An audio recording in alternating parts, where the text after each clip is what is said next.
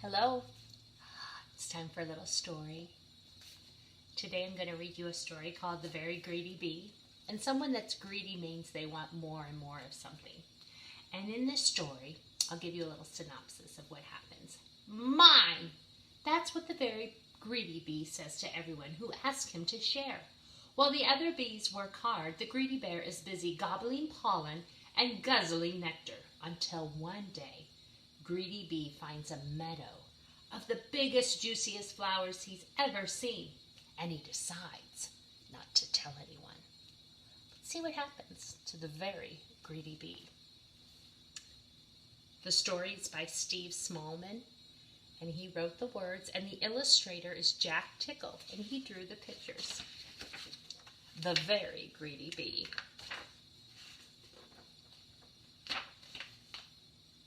The Very Greedy Bee by Steve Smallman, illustrated by Jack Tickle.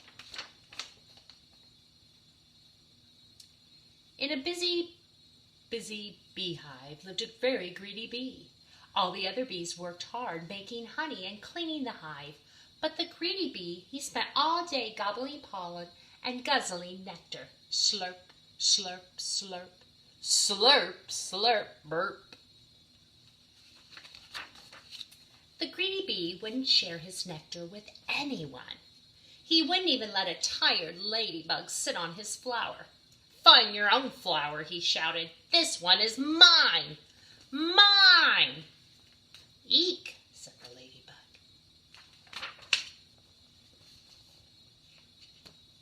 And one day, the greedy bee found a meadow full of the biggest, juiciest flowers he had ever seen, and he decided not to tell anyone. "Yummy," he buzzed. "Lots of flowers for me, and they're all for me."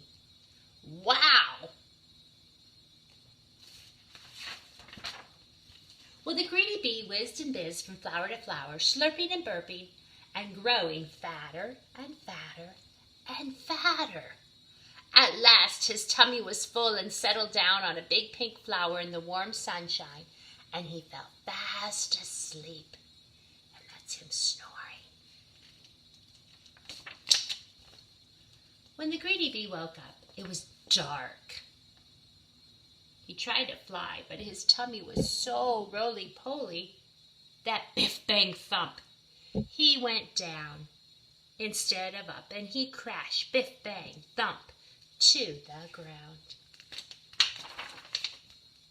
"I'm scared," cried the greedy bee, "and I don't know how to get home." Well, then he saw two glowing eyes in the long grass. "Eek," he cried, "a monster is coming to eat me." But it wasn't a monster. It was two friendly fireflies, their bottoms glowing in the dark. "What's wrong?" they asked. "I'm too full to fly," said the greedy bee, "and I can't walk home in the dark." "Well, follow us," said the fireflies, and they set off on the long, long journey home.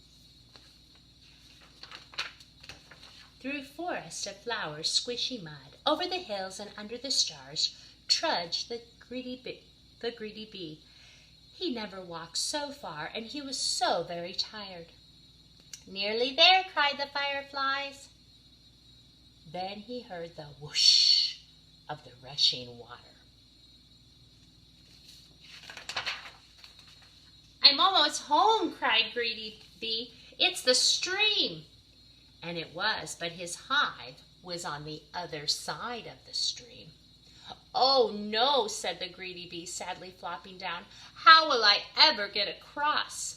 "Well, we'll help you," said a tiny ant with a big leaf. So now all his friends are coming to rescue him. The ant and his friends flipped the big leaf into the water. "Jump on," they cried. Helped by the fireflies, the greedy bee and the ants made their way splishing and splashing to the other side of the stream.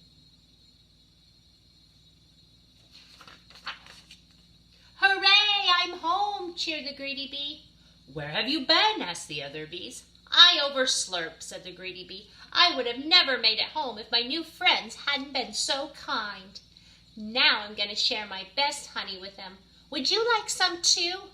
"Yes," said the other bees. "Let's have a party."